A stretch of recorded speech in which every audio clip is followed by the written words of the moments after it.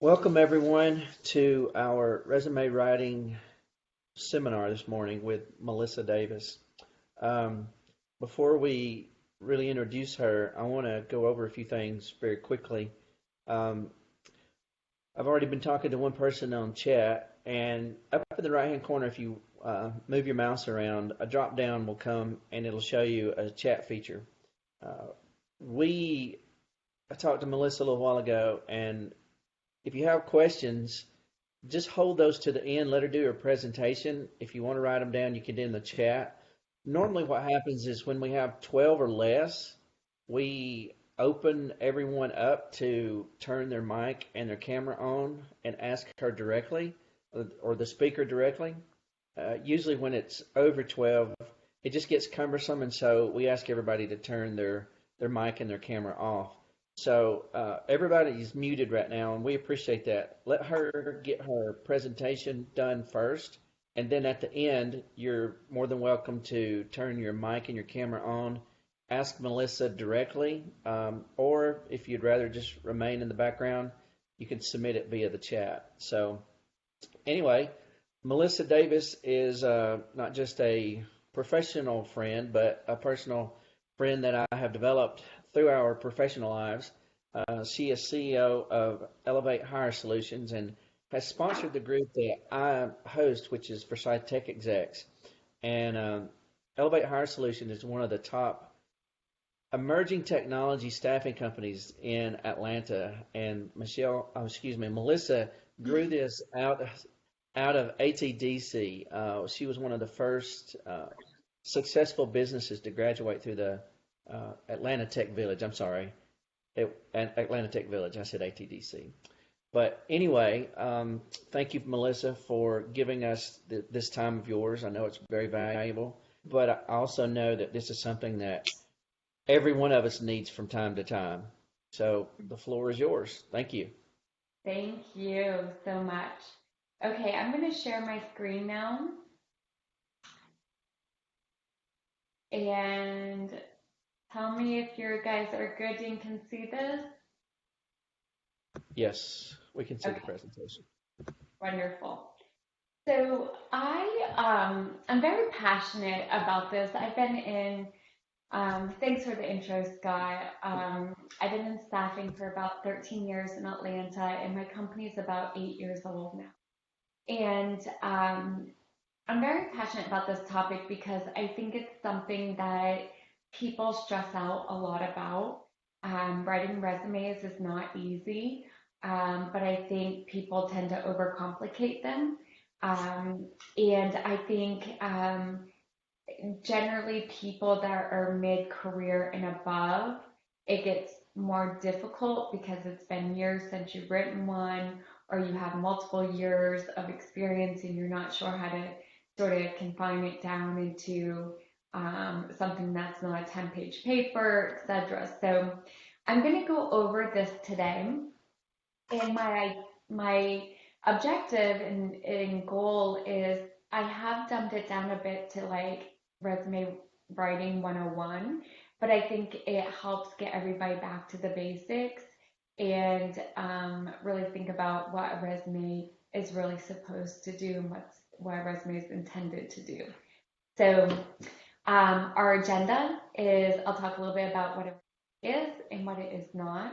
Um, the 5 steps to creating a standout resume.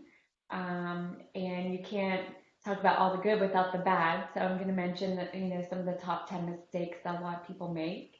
And then I really want to have some questions at the end. And even though we're a small group, it's really helpful to have questions, and because most people are probably thinking the same thing. I also brought a couple of examples that we can go through to kind of demonstrate and showcase some of the things I'm speaking about. As far as a resume is a cohesive document that should itemize and articulate your skills, experience, and accomplishments of your work history. And what it's really not that a lot of people get wrong is it's not your history paper. It shouldn't be a document that covers everything you've done for the last 15, 25 years.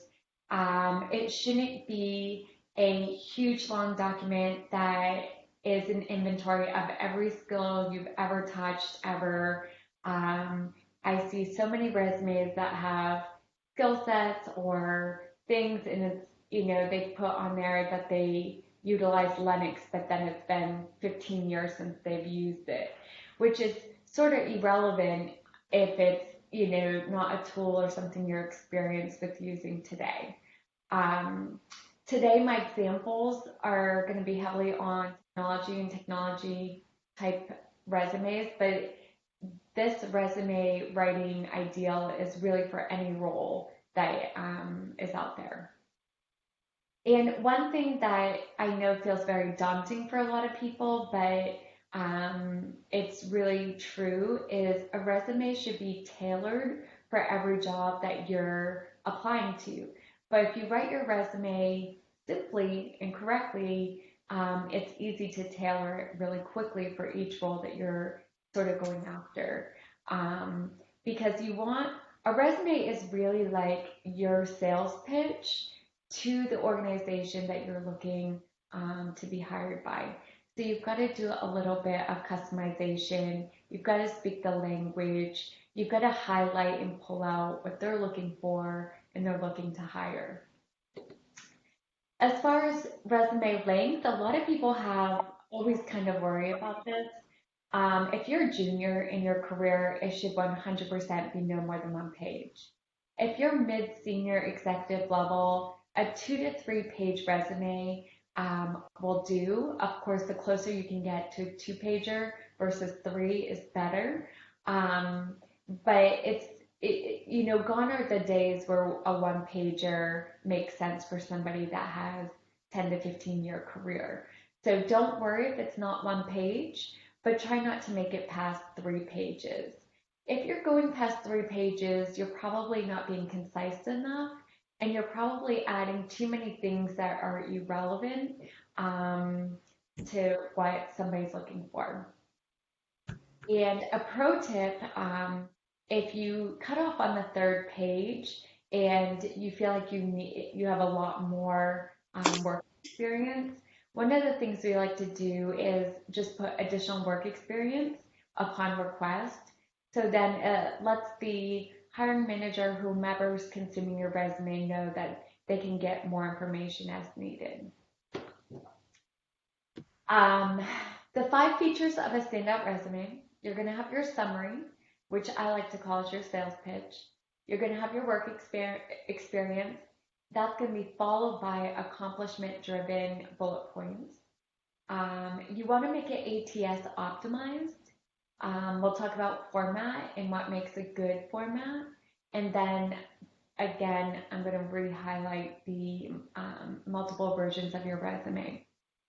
And one thing I cannot stress enough with this pro tip, statistically they're finding it used to be like 17 seconds, but I think with the evolution of technology, we have this heightened sense of looking at things really quickly. But you only have 6 seconds to make a first, impression on your resume. And so you got to really use your time wisely. But what you're really ultimately trying to do is you want a cohesive document that really lays out in a format that's familiar to everybody, that you can go directly see exactly what you need where you think and it should be. And we'll talk about that a little more in the format layout. So as far as summary, this is one of the things you want to focus on the most. A summary is very different than an objective statement. You don't want an objective statement. You don't want a statement on your resume that's talking about what you want to do. You want a statement on your resume that's talking about what you've done, what you've accomplished, and what you bring to the table and the problems you can solve for the person that you're looking to get interviewed by or hired by. The summary statement should be no more than 2 to 3 paragraphs, and it should include your credentials, your experience, your achievements, and add a little personality to it. Again, with the pro tip, don't list your wants, list what you can do. That really makes you kind of shine above the rest.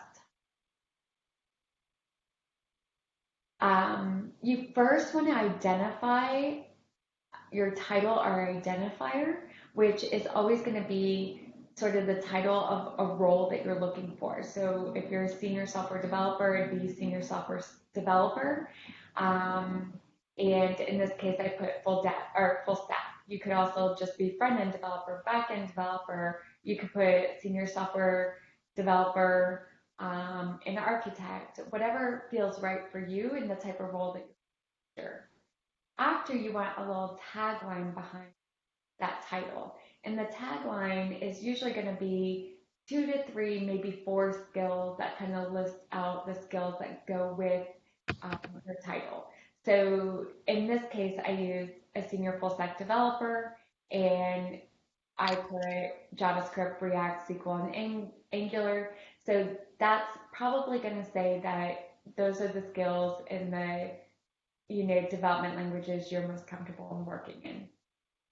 If that was a project manager, you would list your project management tools you've used, um, perhaps your agile again, any certification, that kind of thing. And as far as the formula for kind of the sales pitch, it's who you are, what you've done, and the results you've achieved. So if you look over here in this example, it's, collaborative full stack developer with expertise building enterprise grade software, advanced skills in building from scratch and new functions and features for existing platforms, successfully executes on time and within budget, well versed in agile, while focused on iterative testing or code, Scrum Master, AWS certified. So if you unpack that statement a little bit, it really tells the hiring manager a lot about yourself. It tells that you're full stack, so you're doing both back and front end. It states you can develop from scratch and you can work on existing applications. It talks about, executing on time. So that's kind of your results and your achievement. And then it sort of also emphasizes your agile experience or your cloud experience, which is obviously something really needed these days. Standout summary core competencies. This is where I see a lot of people go wrong. So this is probably the most critical area of a resume that is so important. So when a hiring manager, a recruiter, or anybody's assessing your resume, what we're looking for when it says core competencies and you list out the skills that you have experience with, we're looking for skills that you currently are well versed in, feel comfortable in, probably, close to advanced level or moderate to advanced, because that's the skill, that's the story you're highlighting to somebody and the point you're getting across on your resume. What I found is people put every skill they've ever touched ever. And so the core competency is way too long. They list every technology ever known to mankind.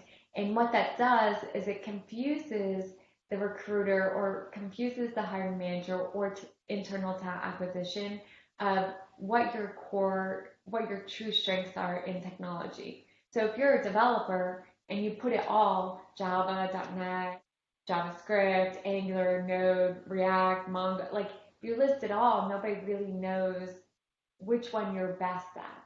And then it's always best to kind of list the things you're strongest in first.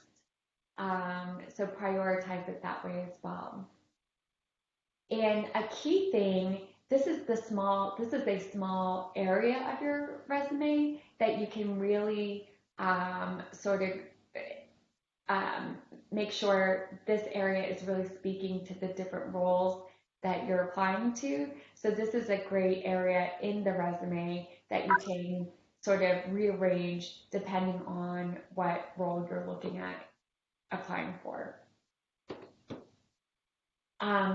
Next, the body of your resume. Your body should have kind of like three things. It should list your company name, job title, dates.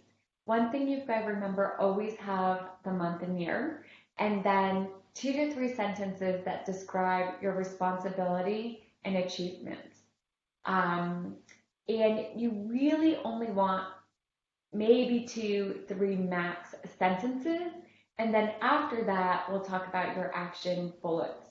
But you really want to just really quickly, people often mistake this area of their resume as the job description of what they're doing. But really, this should just really quickly tell somebody why you were hired, what you did, and what you accomplished in a quick 2 to 3 sentence. Another thing I find on resumes from a pro tip is if you ever work with a staffing firm, don't put that as the company, put the company you actually worked for. And the reason being is the companies you work for tell a lot about the industry experience that you have. And when you list a recruiting firm, it doesn't tell the picture, it doesn't tell your story accurately. So I'd be careful of that as well. And I tend to find that happens more in a lot of candidates that do a lot of contract work. Will tend to list out a lot of staffing firms, but really you should list the companies that you did projects for. With your work experience, you really want to focus on no more than 3 to 5 bullets. I absolutely love and hate all at the same time when I get a resume that has like 25 bullets under one job. What that sort of tells somebody reading your resume that you're not very concise, you don't get to the point, and you're probably not as self-aware of what you were able to truly accomplish. So in this area, kind of zoom out a little bit, think a little big picture, and think holistically, what did I really accomplish in this role? And what did I make a huge difference in? And the formula you want for an action, accomplish driven bullet points is you want to start with an action verb, a task, and then a result. Or you can always switch the result and task. So, built full stack apps with native Android from scratch and deployed into production. So that's, it has an adjective, task, and a result. You can get stronger results depending, and I think anything that you can formulate with data or numbers or saving time is always very powerful statements as well. And then, be careful, be conscious that when you're listing out action bullets, that if you're a technologist or anybody that has more of a technical skill set, that you're really adding in the technologies that you used in that given role, so people understand as they're reading your resume what you currently worked on and what you currently are building or what you currently are producing. As far as education and certifications, this is always great, but you should only have your education at the top of your resume when you're kind of fresh out of school or junior. After that, it should always go at the bottom of your resume. And as far as listing out, you want to make sure if you actually graduated, putting the date of graduation. Without the date, it sort of just makes somebody assume that perhaps you didn't graduate. And that may not be the case. With certifications, I think it's really great to put the years that you took the certification, and maybe perhaps a new version if it's a particular technology or whatnot on there. So make sure you just add the accurate details as well. This is an interesting topic for a lot of people because I don't think they realize um, the importance of making a resume very ATS optimized.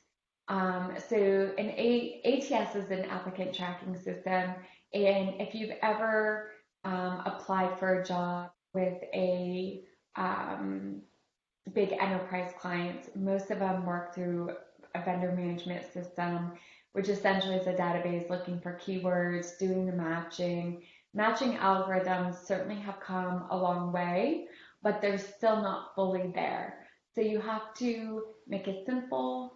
And, again, this goes back to converting your resume and matching it to the job that you're going after as much as possible and speaking their language because that's where the matching algorithms and technology is coming in and doing those matchings if a human's not involved. So, for instance, you'll come higher up in the ranking if you use the language that they discuss. Like, for instance, some, in a job, description, they might call it an architect. Other people might say lead in design. Well, if the matching algorithm is looking for certain things, it might weigh things differently. So you want to be really careful. And that's why in those core competencies, that's one of the great areas that you can adjust your resume for every role that you're looking for really quickly, just depending on terminology and language that they're using. Format. This is nowadays, technology has come so far that all of us are equipped to having our eyes kind of drawn to UI centric, really great formats and graphics and things like that. But you do not want that on your resume just yet. Um, you don't want tables, no columns, text boxes, graphics. And the reason being, again, it's really hard for um, ATSs, vendor management systems, databases, matching algorithms to sort of go through those formats like a standard resume. So my thing is still keep it simple, keep it cohesive, keep it in the general format that most people operate under. And what that does is allow your resume to fully get matched wherever it's going. And it also allows for a hiring manager to kind of really quickly go through what they're looking for. Because as somebody who reads resumes every day, as a hiring manager, internal talent acquisition, we sort of know exactly what we're looking for in the spots that we're looking. So resumes that are all different formats and all over the place, it sort of throws you off a little bit, and I think it can sometimes hinder your ability to be filtered through the crop.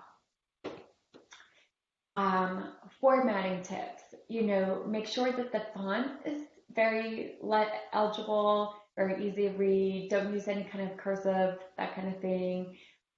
You want to have 10 to 12, font points. You don't want it too small and you don't want it too big. If it's too small, it's like you're cramming too much in. If it's too big, it's like you don't have enough to say. You definitely want a header slightly bigger from each section of your resume, so it kind of helps split it up. Anything bold or italics might be good, not necessary, but it can be good. Now, I wouldn't go in bold and italic all kinds of things throughout your resume because again, it makes it harder to read. And then definitely use bullet points more than paragraphs. People want to use a resume to kind of hit off the main points, your accomplishments, years of experience, where you worked, industry, work history. They're not looking to, deep dive and deeply read these paragraphs of everything you've accomplished. That's your time, and that comes into play when you're actually physically speaking to somebody. But a resume should be a very condensed, customized, itemized document that just highlights your biggest successes, skills, and strengths. Definitely use, white space sparingly. Being able to use some white space helps it easier on the eyes, easier to read, easier to get through. Make sure you have good margins. Um, always text align to the left, never in the middle. You see a lot of middle centered resumes. Another thing I forgot to put on here, always chronological order, not backwards, always, recent to past. And if you don't fill up a page, try to do something with the formatting or the margins or the size of font, etc., to kind of fill up a page. You want it to look complete. As far as making multiple versions of your resume, I know I've stated it probably 10 times already in the last, 10 minutes, but it's so critical that your resume shouldn't effectively, when you recreate it for each role that you're applying to, you're not redeveloping the whole thing, but you're just changing simple little things depending on what each individual role is looking for. So for example, if you're a Java developer and a mobile developer, but you're applying to a job that's more focused on Java development, you want to highlight yourself more and you want to pull out your more Java skills and your accomplishments in Java than you want to in mobile. Because if somebody's looking to hire a Java developer, they're going to care less about your mobile but care more about your Java. Vice versa, if you're applying to the mobile role, they're going to care more about your mobile skills than your Java skills. And I know sometimes they go hand in hand, but it's how you speak about it and the order that you put it in. Sort of in our minds, whatever you prioritize first tells us that's your strength. So if you list 10 skills, the first two or three I'm gonna assume is your strongest, and then it trails from there. And I think that's a natural, assumption most people make. So try to kind of think like that as you're building out your resume. Again, your sales resume really should be your pitch. Think of it as a sales pitch. You're trying to highlight who you are to attract the right people to your skill. 10 resume mistakes that you see often is, not listing your name accurately. I know that sounds silly, but if you go by a nickname and everybody calls you that nickname, make sure you add it in the resume because it gets confusing. And there are people that have totally different names that they go by versus their original name. So just make sure you're adding that so people know. If a hiring manager gets on to interview and your name is Benjamin Christopher Smith, but everybody calls you Chris, not Benjamin, it makes it confusing. So try to make it, very concise. Never include your full address. I think that's opening you up for, scary people on the internet and trolls and security issues, but always add your state and zip code in particular, because people do want to know where you live, but we don't need your exact home address. Oftentimes people forget to put their contact information on the resume. That makes it incredibly tricky to be reached out to. I know sometimes candidates do that by design, which is fine, but if you want to be known and if you want to be contacted, it is good to have that there. Never include a photo or a headshot. It certainly can leave room for discrimination and biasism, which nobody wants, especially in today's ecosystem. I know a lot of people like to put hobbies, and sometimes they can be relevant. I would say, rule of thumb, if you have some room and you can put it on there, it's great. But if your resume is pretty, hefty to begin with, it's really irrelevant. I think that's a great talking point on an interview, letting somebody know more about you, as a person, but I'm not sure your resume is the best place for that. Um, Again, I've mentioned this, but sticking to a summary statement versus an objective statement. And the reason why I say that is oftentimes a objective statement can kind of rule you out of a role if it's not the right objective statement for what you're looking for. So if you're going to have an objective statement, make sure it speaks to the role that you're applying to. Um, Listing out job description versus accomplishments. Again, you only want 1 to 2 sentences of your actual job duties. What you really want to tell somebody is about your accomplishments and the results. Of course, for spelling or grammar, make sure you have time to have somebody go over, I'll edit that for you. Um, Confusing past tense with verbal or with past and present tense. So if you're currently at a role, it should still be in present tense. If you no longer work there, it should be in past tense.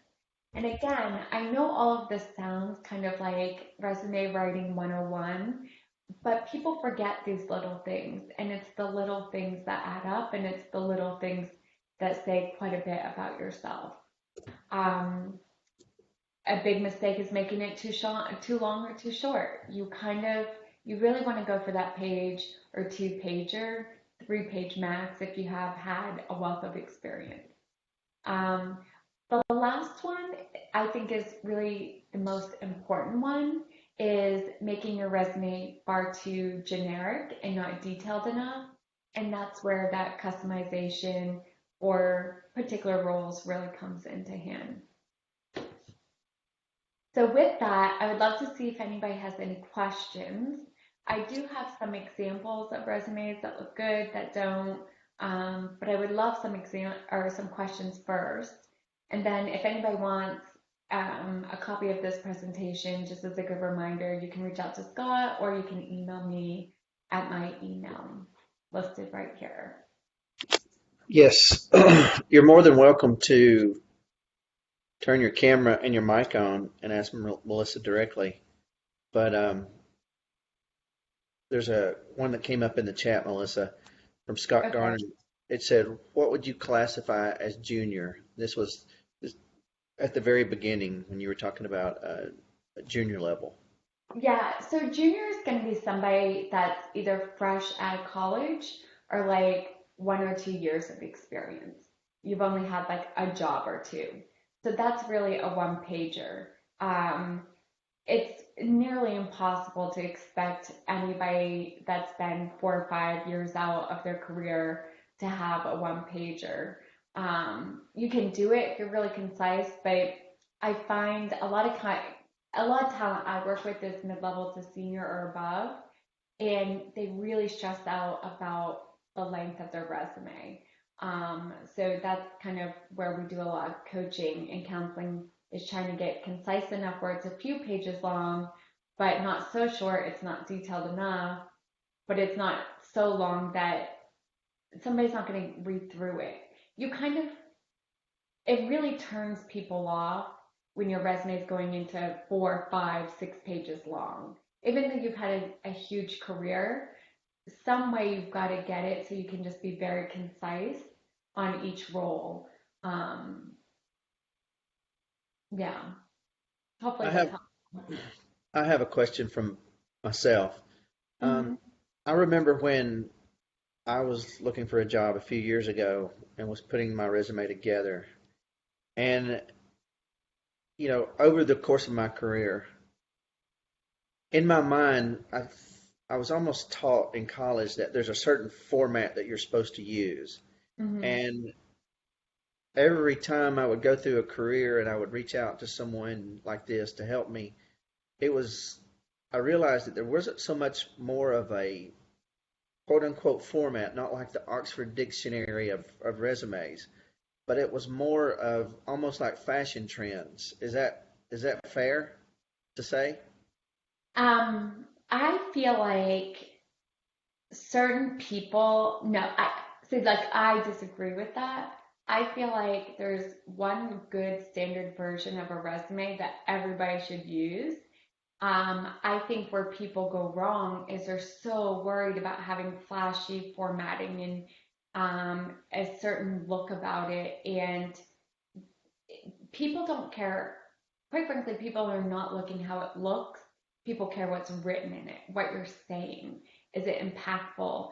Does it speak to your true skills and experience of what you bring to the table? When I go to hire somebody, even from my company, I want to know, so I hire mostly salespeople. I'm looking for a salesperson that lists their stats. Gone, hit quota year over year 100% or 115% over quota. Hit, weekly metrics 95% of the time. I'm looking for stats and figures and results and achievements. And I can't tell you how many sales resumes I've looked at don't list any of that. It's Really? like I call clients and I engage in this way and like it's all kind of really high level fluff and it's like it's not telling me anything about you as a producer. And Performance. I think it's a little bit the same with developers or project managers or business analysts, especially functional roles within technology. People focus so much on the role as a project manager or BA, but the problem is there's BAs and project managers come in many flavors. So you want to highlight, are you a project manager that works on the functional side or the technical side? Were you responsible for budgets or were you only responsible for project scope? Things like that. So you want to paint the story of who you were as a project manager in that company versus painting the generic story of what a project manager does, which is True. obvious to everyone. But it's really interesting because it's not obvious to people as they write their resume. I think people go and write their resume thinking about it as their job description. So they write generic kind of, vanilla project management, worked in an agile shop, and supported the development team on their software development application, right? That Yeah. doesn't really tell you a whole lot. Got it. Um, Hopefully that's helpful. Yeah. We got another one. There was a Whitney asked if she could see some. Do you have some good examples of resumes? I think you were trying to whip some up, maybe. Yeah, and I just kind of picked a few really quickly. I've not like super gone in and edited them, but what I wanted to show you is more the look and feel than some of the verbiage. But for instance, can you guys see this one? It's just a blue screen. Oh, just a blue screen. Hold on. Okay, I'm gonna stop sharing real quick. I'm just moving over to my, You're on multiple monitors. yeah, sorry. Okay. Not the first time I've had this situation come up. I know. Okay. Well, and blue jeans is interesting because it has to be like on the actual. Can you see the Word document now? Yes. Yeah. Okay. So, like for instance, this one, um, quick professional summary, skill sets that they list. As you can see, it's not, every skill that they've ever used ever, but it's probably the most recent. I love how, I did mention certification should go at the end. This person put on top, which is okay. Um, but it ideally should be at the end of a resume, but it's still great that they have it when they did it. Um, Developing. So right now they're currently still here. This probably shouldn't be present, but right here, developing, here, created, led. So you want, when it comes to present and past tense. One thing about a developer, any kind of tester, any kind of true technologist, and I'm sorry, I plant heavily on technology because that's what I do, but it's always really, really critical to list the actual technologies that you used in each role, because what it does is allow a reader to understand what you're currently working on or what you've worked in the past. Um, from here, I'll give an example of, let's see, this one. Can you guys see this one? Yes. Okay. This is one that I was talking about. In theory, on the eye, it looks good, but in reality, you really don't want a resume like this. It confuses the brain. Everybody's used in like everybody for years has been reading a resume a very certain way. So now I get to hear, remember it takes 6 seconds to go through a resume? Now I'm like confused. I'm like, wait, where's things that I'm looking for? So it kind of makes it a little bit confusing, but it's not even about the human. It's about ATS systems and vendor management systems and matching algorithms, having all these text boxes and data in different places um, is not good. But I know with being user friendly and UI and graphics and to the naked eye, it looks good and you'd be impressed. But in reality, it's not the best idea to get too funky with your resumes. Another good one, again, career summary, technical skills. Now, if I were to talk to this candidate, I would probably take off half of the skills here because this is way too much. And I really want the core skills of a candidate, of what they're strongest in, not stuff they've used, when have they used, Brightcourt? Was that 10 years ago? Was it a month ago? And how relevant is it? So when I coach people, I tell them to like kind of highlight no more than 10 to 15 skills. That way it really packs the punch of exactly who you are. And then, goes through this one's bullet pointed. What I do like is naming who they've worked with for companies and also talking about, it's very action oriented, 300% growth, grew office 10 million. This is a leader role. So having things like that are critical when, writing a good comprehensive resume. But in all of these, you can see they're kind of just matter of fact, to the point, more or less bullets. Again, try not to use any more than like 5 bullets per job. I think it's a really healthy mix to use.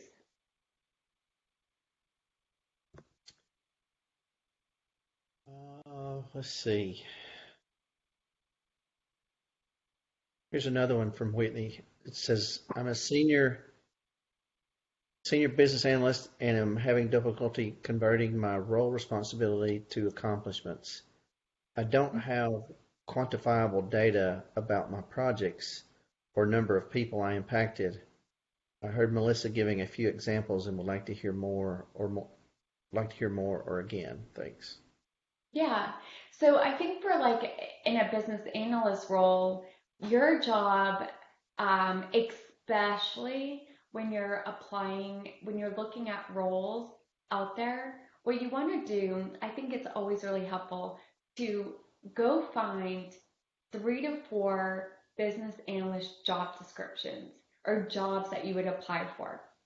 When you read the bullets of what jobs are asking for, answer those questions in your resume. I wish I could talk to Whitney simultaneously, um, but like answering those questions and relating it to what those jobs are looking for helps you craft the right resume, and you're answering what they're looking for. Does that make sense, Whitney? Whitney, you're welcome to turn your camera and mic on. And if she does that, that's great. But until she, I'll just mention one other thing. With business analysts, it also comes down to, again, which side of the house you focus on. Have you been more on the functional side, business side, or do you sit heavier on the technical side? Are you a true liaison between the two? Um, your business analyst tool sets are really key, and some companies are very particular on that. So sometimes if your role's not quantifiable, it's more of exactly what you did within the role that really counts. You're looking for results, right? Yeah. One of the things that hi Whitney. Hi, Whitney. Hi. Sorry, I'm a little bit of a hot mess today. That's why I didn't come on with We all camera. are these days. Don't you worry. Yeah, thank you, Melissa and Scott, for that feedback. That was good. I've been on LinkedIn very heavily and trying to pull what I see from the various job descriptions, and Mhm. I see examples of other BAs who have very quantifiable numbers, like I managed a project where I was the liaison and it was X number $1 million and it affected, X number 100 people. But I didn't keep those details throughout my career Yeah, to be able to say something that quantifiable. right. Well, but maybe perhaps if you could even talk about the scope of a project, like I'm not sure where you work, but if you work for, this project had a budget of, I don't know if you even know budgets, where it's not necessarily saving anything, but worked on a $10 million project scope for this, it could be something like that. I don't know if you have that kind of info. Um, Only, or only probably only one project, which was my most recent project. okay, I would maybe know some figures about that. And where I yeah. was most recently at was LexisNexis, so it's big data. Um, And I and would here's And that's, or not to interrupt you, always stating the type of company or type of projects you've worked on. Like a BA that's worked specifically in big data is huge, and okay. like making sure you use big data terminology. So if any algorithms out there are matching or recruiters matching you, they're going to associate the two. So talking Okay. enough about that. And I think what's also critical that people don't think about too is naming team size that you worked on, or what differentiated you out of a team. Because sometimes that's critical too when people are assessing people for jobs. Melissa, would you could Hmm. you stop sharing your screen? Yes. It we're getting double loops and it's a little Oh. distracting. That's okay. Um, Correct me if I'm wrong, because this is your wheelhouse, Melissa. Hmm. But Whitney, I was a business analyst for a time too. Oh, And cool. I remember going through some of this and what I did, because I would tailor my resume to every single listing, and I actually kept a folder in my on my directory tree for the resume that I sent to that particular company, because what I did is I would use the exact same action words in my resume to describe my skills. Is Yes. that fair? Is that fair? Because my whole purpose mindset, Melissa, was I was trying to match myself to that ATS. I knew it existed. I just didn't know what it was called. Yes, it does exist, and people don't think about it. And that's why what people don't realize that technology is old and antiquated. And so it hasn't kept up with time. So when people have like really fancy resumes, it like you have a hard time getting through the system. So the key is keep it simple. Don't overthink it. And I think if I leave you with anything, a resume is not your story. It's really your sales pitch. So you're not trying to tell people about yourself how you want to present yourself. You want to tell people what they want to hear. And so read enough job descriptions out there, if anything, to get a theme of what they're looking to hear, and you write to that. And that goes back to what you just said, Scott, about matching, their words, their language, and kind of speaking their talk. That's what a resume is really about. A lot of people, especially more senior people, more higher up, they love to just tell their story. And then what happens is it's just a huge, very jam-packed, lots of words, and all the important stuff gets buried, right? So you want to just keep it Right. simple, sweet, and speak the language to the jobs you're applying to. The reason that I would keep that particular resume to that particular company in a specific file is as a business analyst, your skill set, because you've probably worked on a lot of different projects, you can't pack everything into one, and so I would have to cut off some from the other. And so if I got a call back and actually was interviewed, I wanted to speak off of the information that I had on that resume. Hmm. That's why I Yeah. did it.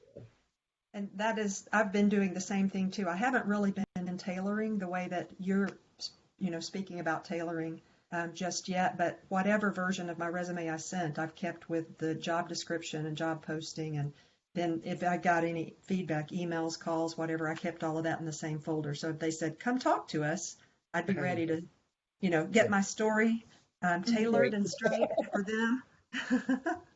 Yeah, absolutely. And just one last thing, like you said, Scott, if you put something on your resume, it is open book. So you better, you know, sometimes I think some developers will over embellish their resumes a little bit. And if you put it on your resume, or it's the assumption of the hiring manager. If you put a tool on your resume, you better have used it and know what it is.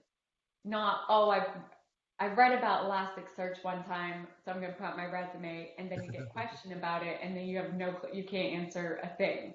Yeah. So if you don't know it well, do not put it on your resume because if it's on your resume, it's free game. And that's not limited to developers. Right. That's anybody. Yeah. I keep going back to development. It's easy to explain, but yes, anybody. All Hopefully right. that's helpful. And Whitney, feel free. You can reach out to me. I'd be happy to take a look at it when you're done and give you some pointers as well. Thank you so much. I appreciate that because I, Yeah, I am between gigs at the moment. So yeah, I know. And this market can be it's it's hard. It's hard right now for us all. Melissa, yes, you want to share your yes. email? Yes, I had it on my sheet. It's Melissa, Melissa, and at Elevate, V as in Victor, the number 8, staffing.com. Very Yeah. good. Thank you. And so feel free, I'd be happy to take a look. Anybody on this call, because I know there's not very many. If there was like a lot more, I wouldn't say that. But since there's only a few, if anybody wants to reach out, feel free. Okay. Okay, wonderful. I will take you up on that, Melissa. Thank you. You're welcome. Great. Anybody else before we sign off? Do you have any questions? If not, Melissa, thank you for giving us this time, and Whitney and everyone else, thank you for joining us. Perfect. Thank you all. Thank you. Take Take care. care. Bye Bye bye. bye. Melissa, do you Bye want to stay bye. on for a second? Sure. Yep.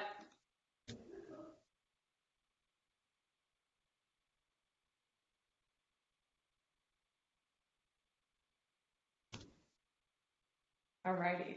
Is everybody off? Or we have one more?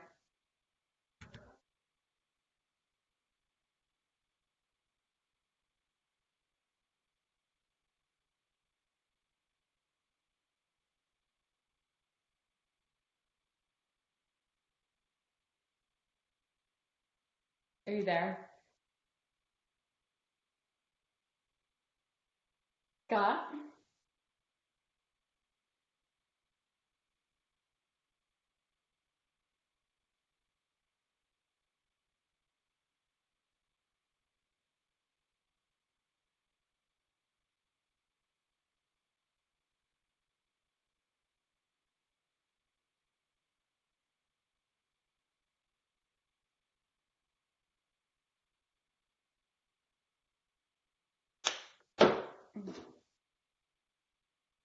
Scott, hello. Hey, I have just 1 minute because I have to get on my board call right now. But how was it? Yeah, good. I would love that. Okay, thanks. Bye bye.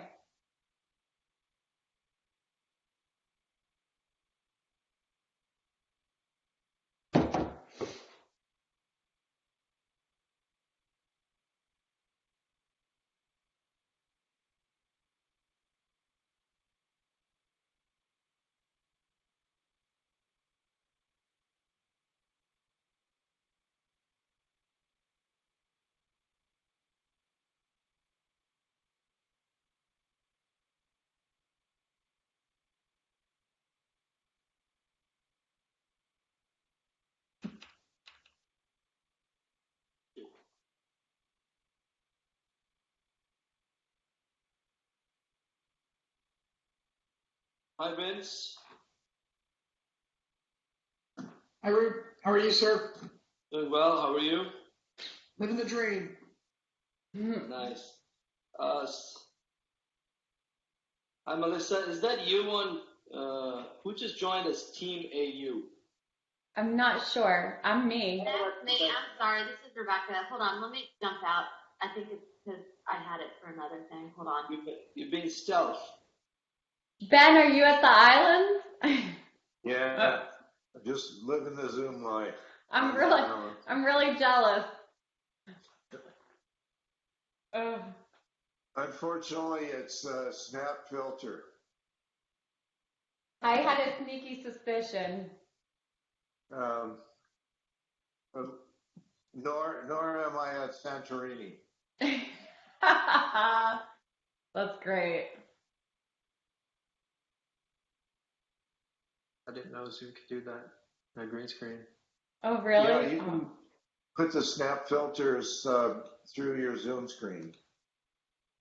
That's pretty cool. I was wondering how people did that. I thought they had a green screen at home, but Well, I do have a green screen, but I don't need it if I use the chat filters, the snap filters. Hey, that's Frank. really cool. Hey, Andrea. Hey, good afternoon. How are you? Good. Good afternoon. Let's just give it 1 more minute and then we can get rolling here.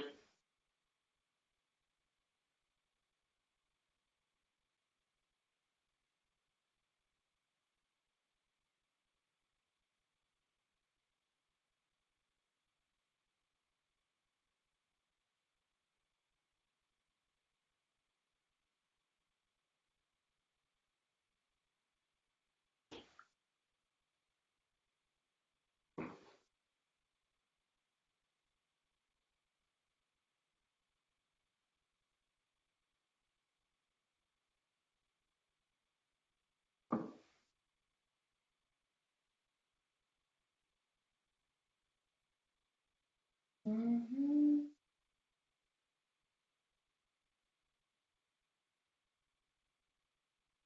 All right, let's get started. I think people will trickle in. Okay. So thank you everybody for joining. This is our first board meeting for the TAG Blockchain Society. And here's the agenda for today. So I'll give some society updates. We'll hear from Melissa as the voice of the members. We've been engaging a few members or potential members, and we'll hear about the upcoming TAG blockchain survey and report from Vince, and we'll talk about the upcoming events from Jagrati, and then we'll have some open discussion items. If there is anything that you guys would like to add to the agenda, feel free to message me or park up, and this is a time to do it. So let's just get going. As you know, we have officially launched. We've had a couple of months of activity. So here's what we've been doing in the last few months since we've launched. We added a few core team members, and we'll go over that. We are expanding the board, and we'll go over those names in a second. We're creating a new sponsorship pipeline. We are in the process of creating a blockchain survey. The survey is created, I should say. We're in the process of launching it. We are increasing our website engagement. We'll talk about that in a quick second. We're engaging further with members or potential members, trying to understand